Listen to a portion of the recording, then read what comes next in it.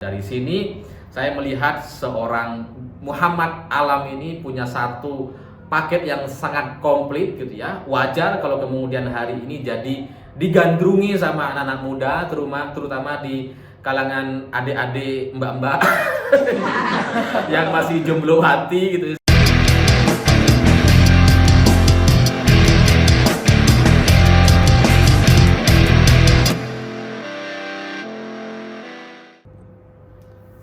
Selamat malam semuanya. Kemarin ada satu video yang batal saya tayangkan karena saya mendapatkan masukan dari mentor saya yang pada intinya beliau bilang kira-kira gini, Mas Alif, yang namanya peperangan, yang namanya pertarungan, kadang-kadang kita tidak perlu membumi hanguskan semua lawan-lawan kita. Kadang-kadang kita hanya perlu memberikan satu peringatan jelas kepada mereka tentang kekuatan yang kita miliki, tentang pasukan-pasukan yang mampu untuk menjangkau jantung pertahanan mereka, dan setelah itu kita tarik mundur pasukan untuk memberikan mereka waktu dan peluang untuk berpikir apakah ke depan kita akan berhadap-hadapan atau bersama-sama dan bergandengan. Ya, karena saya suka dengan masukan itu, akhirnya video yang kemarin saya batalkan dan tidak jadi saya tayangkan. Dan di luar itu kebetulan juga saya mendapatkan satu pesan alam gitu ya, pesan semesta, karena tiba-tiba kamera saya ada masalah, error, sehingga hari ini saya pakai kamera HP gitu ya, sehingga ya mungkin beberapa hari ke depan sampai ada kamera baru saya tetap akan pakai kamera HP ini. Tapi di luar itu saya juga jadi mencari tahu terkait isu-isu baru yang sekarang itu lagi dibicarakan oleh banyak orang, dan ternyata gitu ya, ada satu bahasan yang sangat menarik sekali di kalangan anak-anak muda dan sekarang itu lagi hits-hitsnya gitu ya. Jadi karena saya masuk di beberapa grup WhatsApp adik-adik mahasiswa, terus kemudian kebetulan staf-staf saya atau admin-admin saya itu mayoritasnya adalah anak-anak muda yang belum menikah gitu ya. Ada yang masih kuliah, ada yang sudah lulus kuliah atau fresh graduate gitu ya. Yang saya lihat dari obrolan kelompok mereka ini, mereka lagi sangat-sangat gencar sekali membicarakan soal anaknya Pak Ganjar, yaitu Muhammad Alam Ganjar. Karena wajah Alam ini, wajah Muhammad Alam ini mirip sekali katanya dengan Choi Woo-sik, yaitu salah satu aktor Korea yang cukup terkenal di sana gitu. Dan karena saya penasaran apa yang mereka bicarakan ini gitu ya, akhirnya saya cari tahu dan ternyata memang ya mirip sih, tapi nggak terlalu lah, tapi mirip, memang ada kemiripan yang kemudian itu menjadi satu daya tarik sendiri gitu ya. Karena Muhammad Alam ini di kalangan anak muda hari ini itu menjadi satu magnet tersendiri, dan dari sini gitu ya saya jadi menyadari, entah ini disengaja atau enggak oleh Pak Ganjar, saya baru menyadari bahwa ternyata Pak Ganjar punya satu kartu as yaitu anaknya yang selama ini jarang sekali dikeluarkan gitu. Dan kalau saya melihat Pak Ganjar dengan keluarganya, antara Muhammad Alam dengan Ibu Atikoh gitu ya, ini jadi sangat-sangat mirip sekali dengan Pak Jokowi, di mana keluarganya itu menarik sekali untuk kita lihat gitu ya, menarik sekali untuk kita tonton atau kita cari tahu beritanya gitu. Karena kalau kita melihat berkaca kepada Pak Jokowi, di mana ada Ibu Iriana, kemudian ada Mas Gibran, Kaisang, Mbak Kahiyang, itu kan cerita-ceritanya selalu menarik gitu. Nah, Pak Ganjar punya paket itu. Yang capres lain kayaknya gak punya. Yang satu punya sih, tapi kayaknya batal capres ya.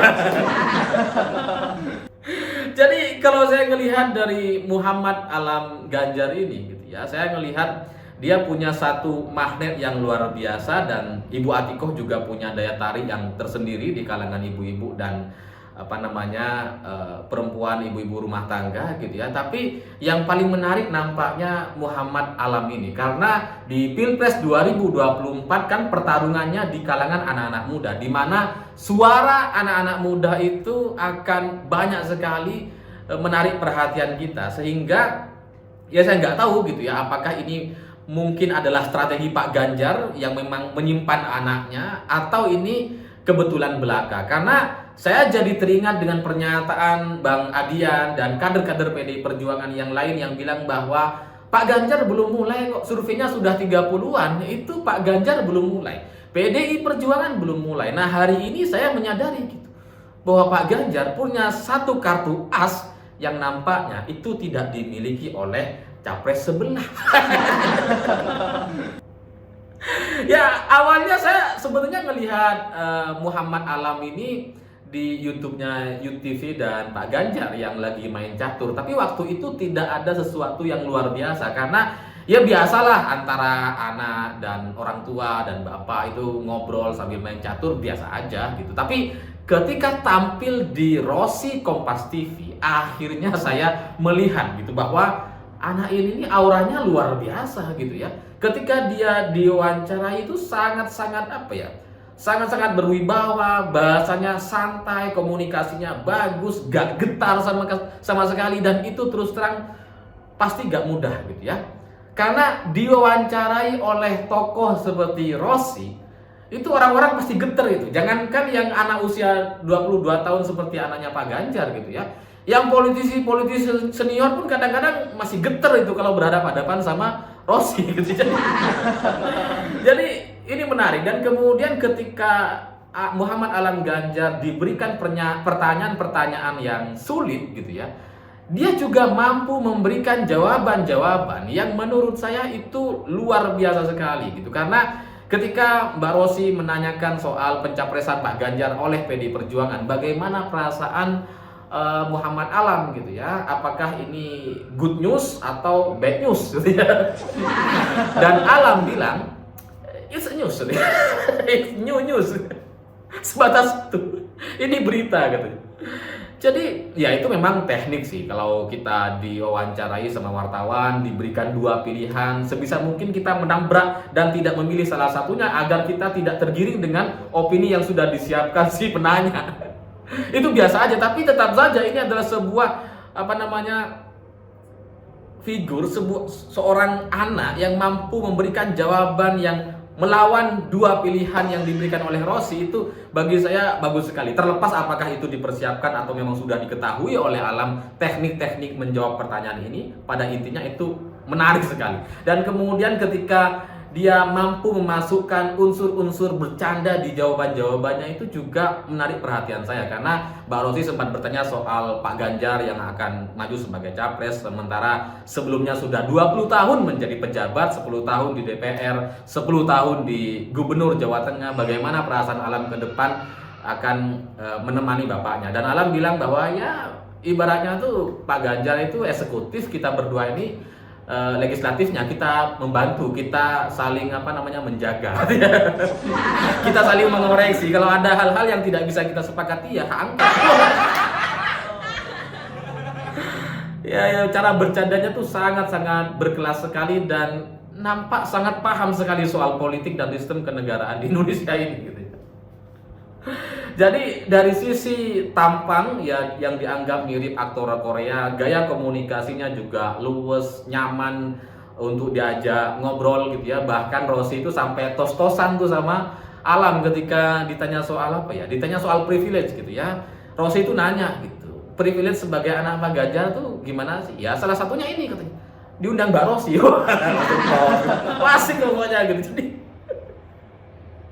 Jadi gaya pembicaraannya, terus kemudian gaya komunikasi dan gaya bercanda di materi-materi yang berat, itu menurut saya adalah sebuah kecerdasan sendiri. Itu jelas gak mudah membawakan satu materi berat dengan gaya-gaya bercanda atau menyelipkan humor di dalamnya, sehingga hanya orang-orang yang cukup banyak referensi dan kemudian ya secara gaya komunikasi sangat memahami, sehingga dia mampu menyelipkan humor di setiap jawaban-jawabannya yang sebenarnya itu cukup serius gitu ya. Dan setelah itu gara-gara Muhammad Alam ini tampil di Rossi kemarin, saya jadi mencari tahu gitu ya. Nggak cuma admin saya atau staf-staf saya yang masih muda-muda, saya juga cari tahu ini siapa sih Alam ini. Dan ternyata ya dia adalah anak usia 22 tahun, masih menjadi mahasiswa di UGM hari ini, dan dari sisi prestasi ternyata dia pernah meraih medali emas di kompetisi sains Korea Selatan waktu masih SMP, dan kemudian pada tahun 2019 lalu meraih Junior Achievement di Asia Pacific Company of the Year di Manila, Filipina. Sehingga ketika saya membaca dua prestasi yang pernah dia torehkan, dan itu bukan sebuah prestasi yang dia dapatkan di dalam negeri tapi sudah berkompetisi di luar negeri, sehingga dari sini saya akhirnya memaklumi, wajar aja kalau kemudian dia menghadapi Mbak Rosi itu tenang sekali gitu ya, karena dari sisi pengalaman dan kemudian teman-temannya pernah ke luar negeri, bergaul dengan banyak orang, itu mungkin yang menjadi penyebab dia jadi santai dan tenang sekali ketika mendapatkan pertanyaan-pertanyaan yang sebenarnya itu agak-agak jebakan, tapi dia tidak berhasil untuk dijebak. Dari sini saya melihat seorang Muhammad Alam ini punya satu paket yang sangat komplit gitu ya. Wajar kalau kemudian hari ini jadi digandrungi sama anak-anak muda, terutama di kalangan adik-adik mbak-mbak yang masih jomblo hati gitu, sehingga ya dari sini saya melihat, kalau saya boleh saran, mungkin Mas Alam ini perlu diberikan satu panggung sendiri, perlu diberikan kesempatan bagi dia untuk muncul sebagai seorang anak calon presiden gitu ya, mungkin gitu ya, karena menarik sekali anak ini gitu. Gaya komunikasinya, cara berbicara, cara dia menjelaskan permasalahan-permasalahan dan pertanyaan-pertanyaan berat, seperti ketika Mbak Rosi nanya bagaimana kekuasaan menurut Mas Alam, dia langsung bisa jelaskan bahwa yang namanya kekuasaan itu adalah sebuah amanah dari masyarakat yang tujuannya untuk memberikan manfaat sebesar-besarnya dan melayani masyarakat sebanyak-banyaknya. Jadi ya sekali lagi terlepas apakah semua jawaban-jawaban atau materi atau cara komunikasi dia dipersiapkan, terlepas dari itu bagi saya tetap saja memang sangat-sangat menyenangkan melihat Alam seperti itu. Sehingga bagi saya ini akan menjadi satu daya tarik luar biasa kalau ke depan di masa kampanye Alam diberikan kesempatan, diberikan tim khusus mungkin untuk menemani dia gitu ya, untuk explore, untuk memberikan ruang bagi dia untuk menarik minat anak-anak Gen Z gitu ya, yang itu sekali lagi tidak dimiliki oleh lawannya. Itu akan menjadi satu kekuatan yang sangat-sangat luar biasa, dan kita menantikan bagaimana Alam ke depan akan memeriahkan kontestasi Pilpres 2024, dan kayaknya itu akan memang sudah meresahkan banyak orang meresahkan adik-adik mahasiswa, adik-adik mbak-mbak mahasiswa gitu ya, karena tiba-tiba menjadi satu idola baru karena tiba-tiba muncul, kemudian meresahkan lawan politik Pak Ganjar karena mereka nggak punya ini. Dan ini baru Muhammad Alam Ganjar, belum Bu Atiko. Bu Atiko punya daya tarik sendiri, dan itu menurut saya Pak Ganjar dengan keluarganya menjadi satu kekuatan yang luar biasa, yang mungkin secara hitung-hitungan keluarga ini tidak akan pernah tertandingi oleh lawannya. Ya, saya senang gitu, saya happy sekali dengan situasi semacam ini, karena kemenangan nampaknya sangat-sangat mungkin untuk kita selesaikan, untuk kita pastikan sebelum hari pencoblosan. Saya pikir itu. Terima kasih sudah menonton. Begitulah kura-kura.